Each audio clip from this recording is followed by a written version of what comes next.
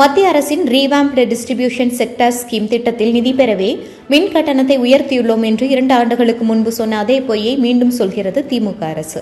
இது தொடர்பாக 2022ஆம் ஆண்டு ஜூலை மாதம் பத்திரிகையாளர்களை சந்தித்து திமுகவின் திசை திருப்பும் முயற்சி குறித்து தமிழக மக்களிடம் தெரிவித்தோம். RDSS திட்டத்தின் கீழ் கடந்த 2 ஆண்டுகளில் மேற்கொள்ள வேண்டிய எந்த பணிகளையும் திமுக செய்யவில்லை. மாறாக மின் கட்டணத்தை மட்டுமே உயர்த்தியுள்ளது.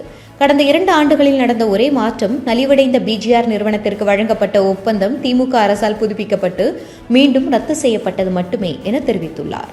தமிழகத்தில் இன்று உள்துறை செயலாளர், சென்னை மாநகராட்சி கமிஷனர் மற்றும் 10 மாவட்ட கலெக்டர்கள் இடமாற்றம் செய்யப்பட்டனர்.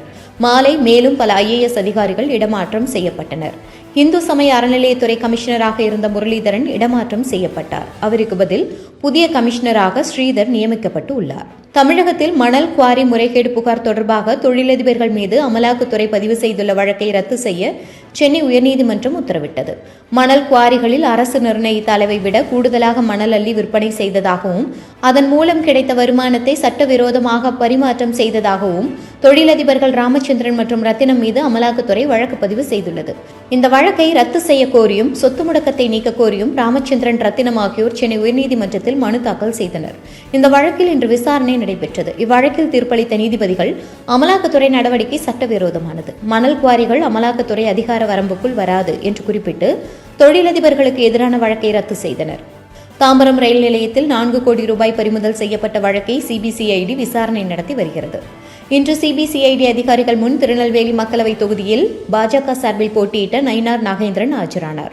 இந்த விவகாரத்தில் பாஜக MLA நயினார் நாகேந்திரனுக்கு பலமுறை சம்மன் அனுப்பியும் அவர் ஆஜராகாமல் இருந்தார்.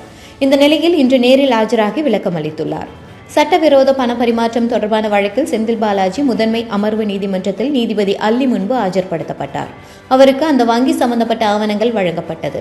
இதற்கிடையில் செந்தில் பாலாஜி நீதிமன்ற காவல் இன்றைக்கு முடிவடைந்ததை ஒட்டி அவரது நீதிமன்ற காவலையும் ஜூலை 18ஆம் தேதி வரை நீட்டித்து நீதிபதி அல்லி உத்தரவிட்டுள்ளார். ஹரியானா மாநிலத்தில் இந்த வருடத்தின் இறுதியில் சட்டமன்ற தேர்தல் நடைபெற இருக்கிறது. இந்த நிலையில் பாஜக மூத்த தலைவரும் மத்திய உள்துறை மந்திரியுமான அமித்ஷா கூட்டத்தில் பேசிய போது காங்கிரஸ் கட்சி எப்போதுமே பிற்படுத்தப்பட்டோர் வகுப்பினருக்கு எதிரானது என்று தெரிவித்தார். வரவிருக்கும் சட்டமன்ற தேர்தலில் பாஜக தனி மெஜாரிட்டியுடன் ஆட்சி அமைக்கும் என்று அமித்ஷா தெரிவித்தார். சிறந்த கைவினை கலைஞர்களுக்கு விருது முதலமைச்சர் MK ஸ்டாலின் வழங்கினார். தமிழ்நாடு கைத்தறி தொழில்கள் வளர்ச்சிக் கழகத்தின் சார்பில் கைவினை தொழிலுக்காகவே தங்கள் வாழ்க்கையை அர்ப்பணித்துக் கொண்ட 65 வயதுக்கு மேற்பட்ட 8 சிறந்த கைவினை கலைஞர்களுக்கு வாழும் கைவினை பொக்கிஷம் விருதுகளையும், கைத்திற தொழிலின் பங்களிப்பு, அபிவிருத்தி மற்றும் படைப்புகள் ஆகியவற்றில் சிறந்த 10 கலைஞர்களுக்கு பூம்புகார் மாநில விருதையும் வழங்கி முதலமைச்சர் கௌரவித்தார். இதுபோன்ற செய்திகளை மேலும் தெரிந்து கொள்ள எங்களது YouTube, Facebook மற்றும் Twitter ஆப்களை சப்ஸ்கிரைப் செய்யவும்.